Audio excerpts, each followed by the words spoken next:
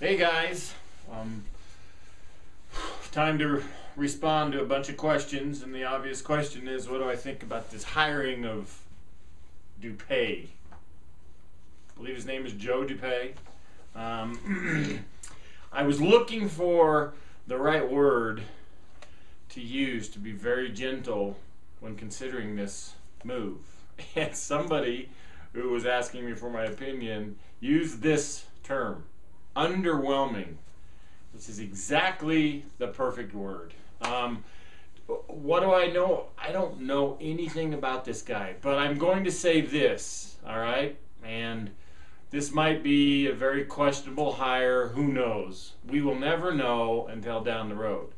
Okay, here's a guy that I believe got his shot because of the connection with Skyline High School. Okay, the Skyline connection.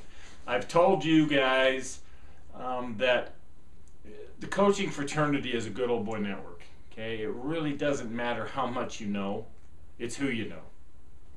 Okay, and you see the same guys cycling through. I believe in my heart of hearts that when the discussion came up that we need to find somebody for the offense, replace Robert, you know, they have an opening, that Dolman was the one that suggested they interview Dupaix. Okay, the obvious reference to Skyline connection is Dolman and this Dupaix kid both played for Roger Dupaix at Skyline. Okay, they're both quarterbacks. He has been around a little bit. He played football as a quarterback down at SUU. Most notable, I guess, stat that I looked at is that he was offensive coordinator for some like San Luis Obispo, Cal Poly, Pomona, San Luis Obispo, one of those smaller Division I AA schools in Cal, and put up some pretty good numbers offensive coordinator. That's good to see. However, when he goes from that position to Navy to coach the slot backs, and then from Navy to BYU to coach inside receivers, the connection just doesn't fit for me. And the tight ends. You know, a question was, is this going to help get the tight ends involved in the offense? I don't know. It's an interesting move coming, you know, going out and getting a kid from the Naval Academy who's been coaching in a triple option style offense, and the slot backs, even though they want to call them slot backs, they're running backs. I mean, those are the pitch guys in the option, the way that the Navy runs their offense. So, you know, I don't know. I think it's just one of those, who's the best available that we can choose from. Now, that brings up an issue that we have to consider as fans. You got to understand that BYU does not have a big pool of coaches to choose from. Okay, because of the standards that they have set down there for their coaches. Now, I might be a little bit off here because I really haven't asked or to look at the actual, you know, proclamation. But in order to coach at BYU, you have to be a member of the church, and secondly, you have to be a card-carrying member. Now, for those of us that are members of the church, we know that means we have to be, you know, we have to hold our temple recommend. For those that aren't, that's what it means. Temple worthy, to go and attend our temple. That narrows the list to a very short list. Okay, which seems a little bit unfair to me, where we go out and we recruit the non-Mormon athlete regardless and just make them sign something that says they will live by the standards BYU set down. Yet our coaches, you know, can't be a non-member. Now, if that had been the way, if that was the way it would have been the way it was when I played, you know, we wouldn't have had Doug Scoville, we wouldn't have the likes of Ted Toner, we would not have developed a coach like Mike Holmgren, you know, because of obvious reasons.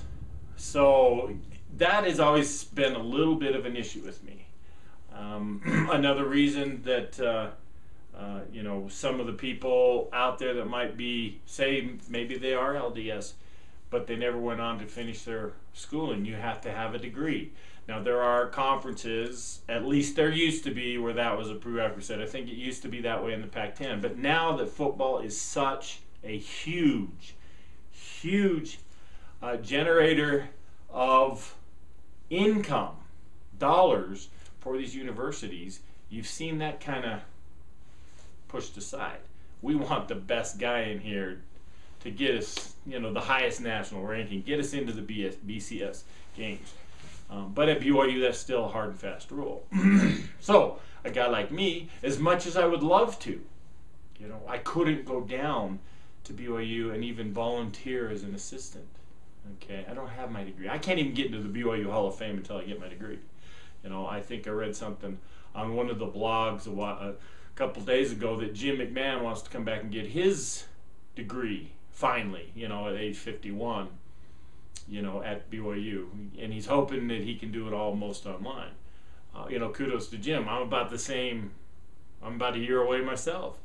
You know, things just happened where it just was not logistically possible. So that is a problem that, you know, it's an issue. It's not a real problem. I mean, the church runs the school, and they've set these standards. I myself believe that they're a little bit too stringent. I mean, I think that if a coach comes in, whether he's head coach or not, should be held to a higher standard.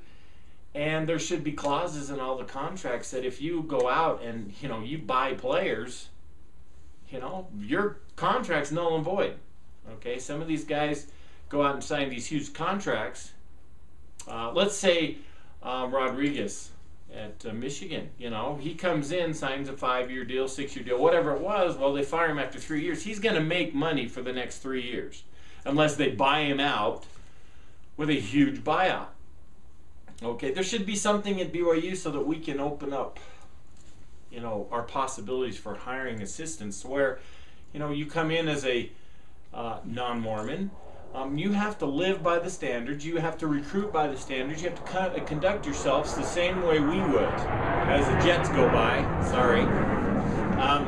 So, in something in their contract that says you break the rules, you're gone. We don't have to pay you. You're guaranteed money.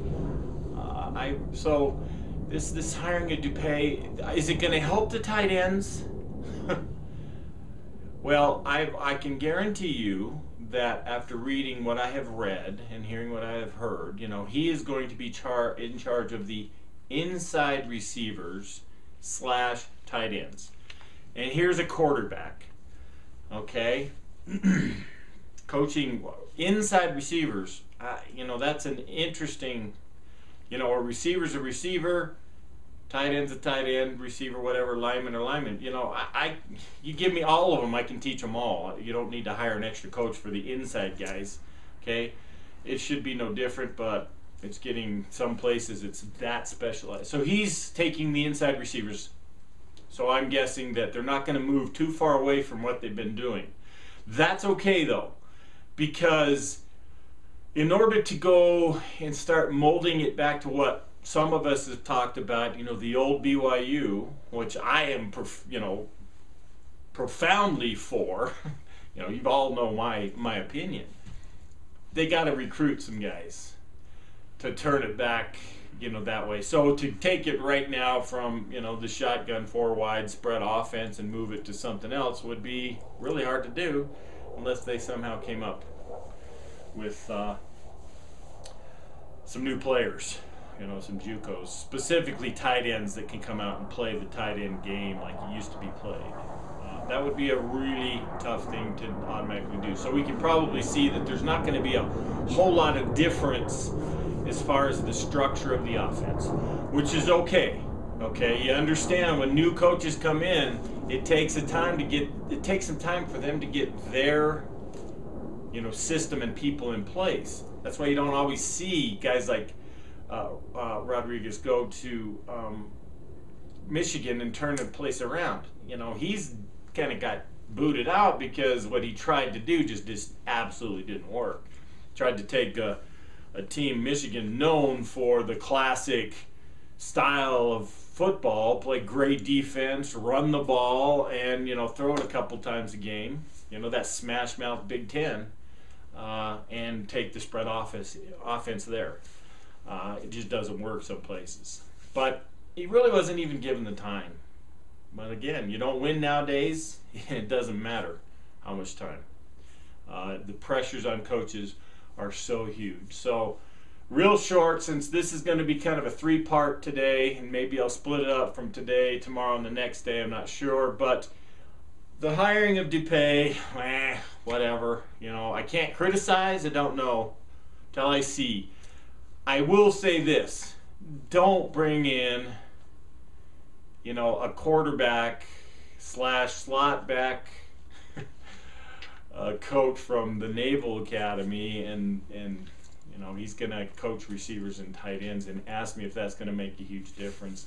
Don't think it's going to make a huge difference. You want to make a huge difference?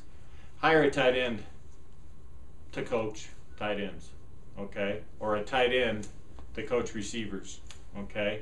And on the next subject, on the part 2, we'll talk about what the problem is kind of with that question. How are we going to get the coaches or get the tight ends involved in the offense? And a lot of that has to do with coaching and being able to be taught the position. So that's the end of this rant, part 1.